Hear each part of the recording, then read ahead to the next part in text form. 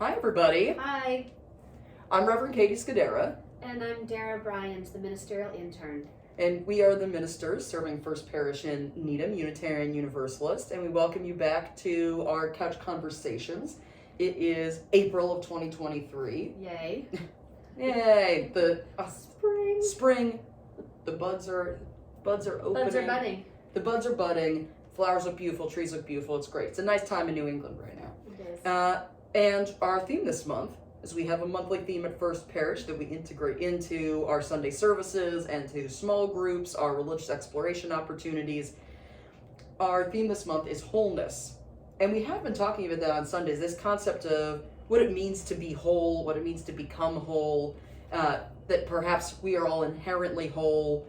We haven't actually talked that much about the idea of brokenness. Yes. And to heal and be made whole means that we have broken places. yes. And it can be very helpful to somebody's healing journey to be able to do that arc from like, well, this physically, emotionally, spiritually, this event broke me, or this relationship is broken, and here's the arc of healing that I experienced. Mm-hmm. We were saying like the broken places, that's where the light gets in. Right. Yeah. Yeah. Or the kintsugi. The kintsugi. The idea is that our broken places are opportunities for spiritual transformation and growth and potentially for beauty. And while Reverend Catie and I both agreed that that can be true, there's also a shadow side to that belief, which gives into the idea that brokenness, pain, and suffering are good. Yes. No. And that's maybe a theological leap too far. Yes, that it could be that a time that somebody has been broken apart and then was able to heal themselves, go back together, that can be transformative. It can be like, well, it was good that I had that experience of brokenness, but it's not universally applicable. Right. And one thing we had talked about, Darrah's about to graduate from Boston University. Woo! And 1,000 years ago when I was in divinity school, one of the things that I don't remember any of the details, of course, because it was 1,000 years ago. We, in one of my courses, talked about the dichotomy that sometimes happens in certain theological systems between wholeness and brokenness. And that we read a memoir by somebody who was disabled. And the memoir was discussing in their growing up how being crippled, that they were supposed to be a good cripple, that they could be conduits of spiritual inspiration, and that they were expected to not complain about the pain that they were in, the challenges that living in a world that favors able-bodied people. Mm-hmm. They weren't supposed to complain about lack of access or any negative emotions, frankly, whatsoever, because they were supposed to be a good cripple. And again, that is the language that person used, because that was the language used against them. And we talked about how that kind of theology can be pervasive and favors the culturally dominant majority of folks who are not experiencing disabilities of that sort. And it's deeply problematic. It's harmful to folks who have disabilities, and it's harmful to temporarily able-bodied folks to restrict somebody's range of emotions and the reality of their experience.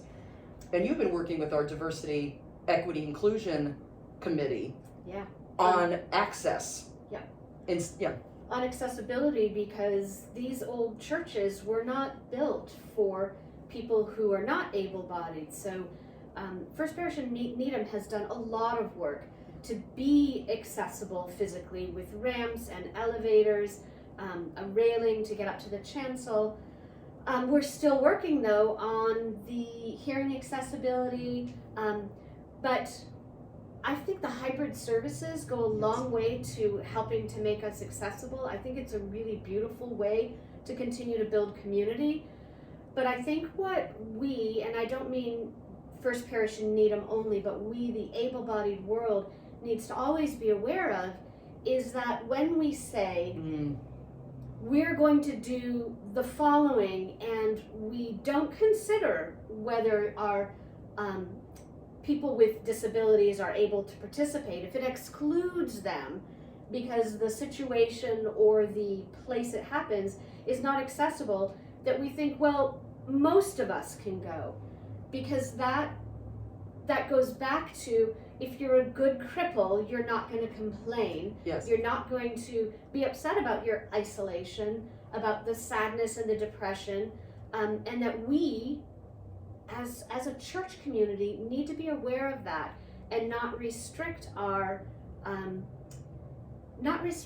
resources, both emotional and financial. Because of that idea of what the majority of us need, because of the inherent worth and dignity of all of us. Yes. It precludes that when we say most of us can. Yes, it's I think it's useful for those of us who are temporarily able-bodied or able-minded, etc., that if we hear in our own heads or we hear ourselves saying out loud, yes, well, most people could still attend. Most people could still participate. That is actually a little red flag for us of, like, maybe we should stop and pause. Who do we mean by most people? Yes, and are we excluding a historically marginalized group? Are we letting the dominant culture change and impact our values as Unitarian Universalists? Because most people can participate is against our principle of the inherent worth and dignity of every person, and our principles of spiritual growth for members of our congregation, and even our and even democracy. I think about we're going to be having our annual meeting soon. Yeah.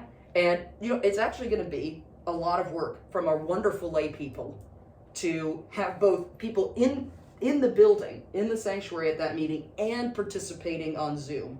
It's technologically complex, at least for me. Yeah. Grateful for the Toms. So grateful, and for our many volunteers who make sure that there are Zoom streams and YouTube streams all the time. All the time. Yeah. It's complicated, and we're doing it because we want everyone to have access and to be included, just as much as the work that you're doing with DEI about making sure that our hearing accessibility is always improving. As we have the needs of the people who are coming in. There are many reasons why people lose their hearing, and we're trying to meet those needs as we're able. Yeah. And that every few years, actually, we in the general culture in our society, we actually get better and better accessibility devices and programs, and so it does make sense for us to review that, because we are not a religion that says, well, we don't think about broken people. No. We actually acknowledge that everyone has experiences of brokenness and the desire for healing, and that we want to both physically and practically in our spaces and spiritually help folks find the tools and even the metaphors that will help them access and recognize their own inherent worth and dignity and other people's inherent worth and dignity.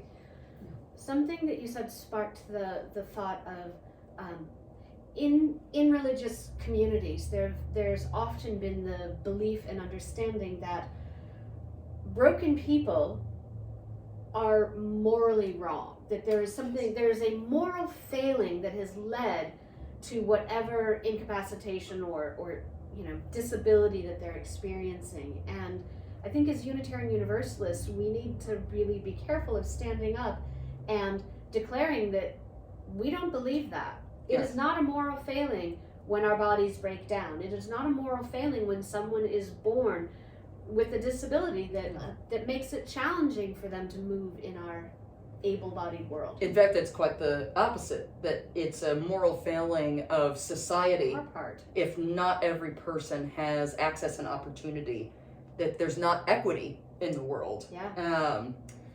So, we're curious, all of you out there, what are the metaphors in your life that have helped you on your healing journeys?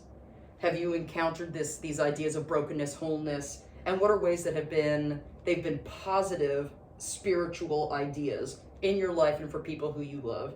And are there times that metaphor or the lack of physical accessibility in spaces has hurt your journey, or given you the message that you don't matter or that someone else you love doesn't matter? How do you help people in your life recognize that they matter, and that other people matter too? We would love to hear from you. You can email us. Our email addresses are on the church website, uuneedham.org. And you can also comment either on YouTube or on Facebook, wherever you're watching this video, and we'll see it. We hope to see you next month as well, and that you are enjoying spring as much as if you're in the Northern Hemisphere, that you're enjoying spring as much as we are here. We'll see you again next month. Bye, everybody. Bye-bye.